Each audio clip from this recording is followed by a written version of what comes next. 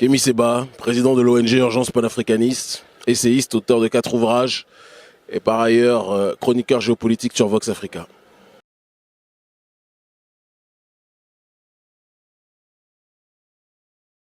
Insoumis, curieux, passionné, incassable. Pour qu'il naisse un nouveau Kémy Séba, il aurait fallu que l'ancien soit mort. Or, il n'y a pas de nouveau. C'est l'ancien qui ne cesse que d'avancer. Et les gens finissent par découvrir qui était l'ancien Kémy Séba et donc l'écoutent.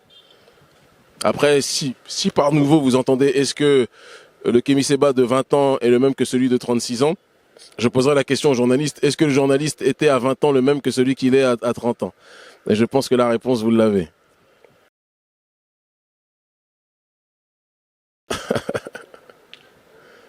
Mes parents, et encore, quand on dit vrai prénom, ça voudrait dire que Kémy Séba n'est pas mon vrai prénom. Or, Kémy Séba est la traduction de mon prénom.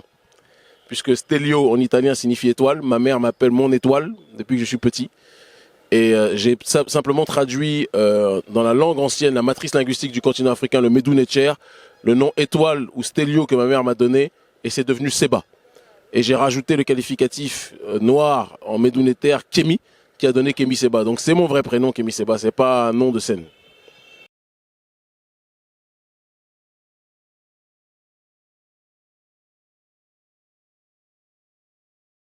Bon, déjà, je suis surpris qu'on me pose des questions sur des réalités françaises qui n'ont rien à voir avec la réalité africaine, mais parce que je vous affectionne, je vous répondrai que déjà, c'était pas un spectacle.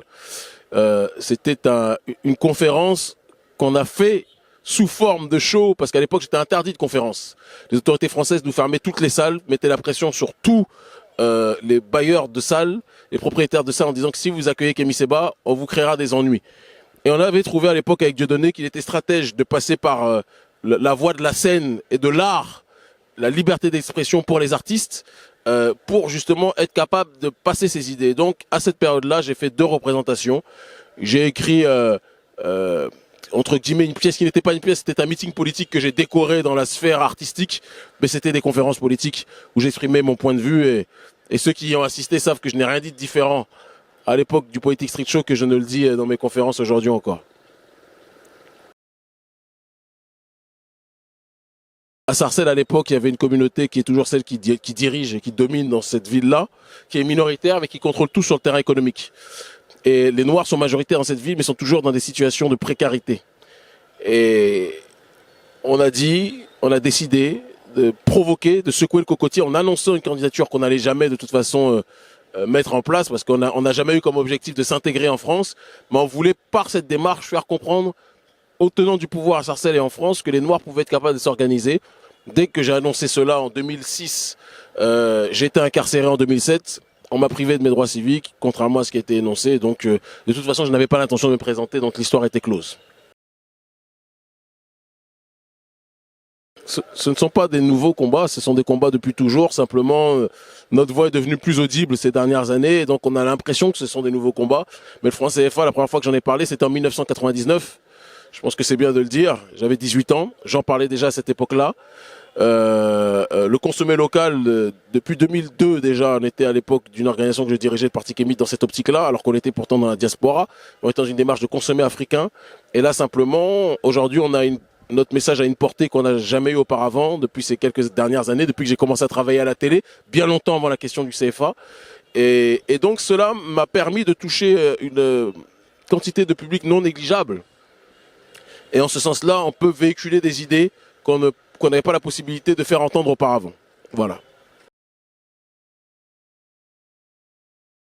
Je leur réponds que j'ai pas le temps de répondre à ces clowns et qu'on ne peut pas reprocher à un homme, à un peuple qui a été assigné à la résidence de la race pendant des siècles, qui a été dévalorisé, déshumanisé au nom de la race. On ne peut pas reprocher à ce peuple-là de voir le monde plus ou moins avec nuance d'ailleurs dans la grille raciale. L'immensité des Noirs vivent le racisme. Celui qui vit le racisme par essence lorsqu'il réagit aura une grille de lecture qui ne sera pas non pas racialiste au sens de la suprématie, mais au sens de voir le monde en couleur de peau. Cela ne fait pas de nous des racialistes, ça ne fait pas de moi un racialiste. Parler de race, ça voudrait dire qu'on est des chiens, moi je vois des peuples. Et ceux qui disent ça sont la plupart du temps des gens qui eux-mêmes sont très dans la dynamique de la race, mais qui n'ont pas le courage de le dire et qui veulent justement me remettre sur notre dos tous les maux de la société qu'ils portent en réalité en leur propre sein. On a évidemment des bailleurs des fonds, des partenaires dont on a déjà cité le nom. On a des gens comme Nicolas Anelka, des gens comme Ricardo Fati, Jacques Fati, des gens comme Dembaba, des gens comme des membres de l'équipe nationale du Sénégal, des gens comme des membres de l'équipe nationale de différents pays d'Afrique qui croient en ce qu'on fait. On a des gens du milieu artistique qui croient en ce qu'on fait, des acteurs béninois ou autres qui croient en ce qu'on fait et qui soutiennent notre cause. Je ne peux avoir de rapport qu'avec ceux qui sont en harmonie avec la logique de souveraineté. Donc on a été reçus par les autorités tchadiennes, on a été reçus par le feu président de l'Assemblée nationale du Burkina Faso. Et pour le reste, pour l'instant, c'est le coma sur le terrain de la diplomatie, parce que ces gens-là sont d'un camp qui n'est pas le nôtre. Mais ça changera avec le temps, je pense, ou on les fera changer. Je suis profondément épanoui au Bénin. Je ne me suis jamais senti aussi bien de ma vie que dans ce pays. Ça, c'est une réalité. Mais je suis profondément africain avant d'être béninois. Je tiens à le préciser, même si je suis béninois et fièrement. Et pour ce qui est de Patrice Talon, si l'opportunité se matérialise, nous accomplirons justement cette démarche de nous voir avec plaisir. Waka Waka, premier média panafricain 100% digital.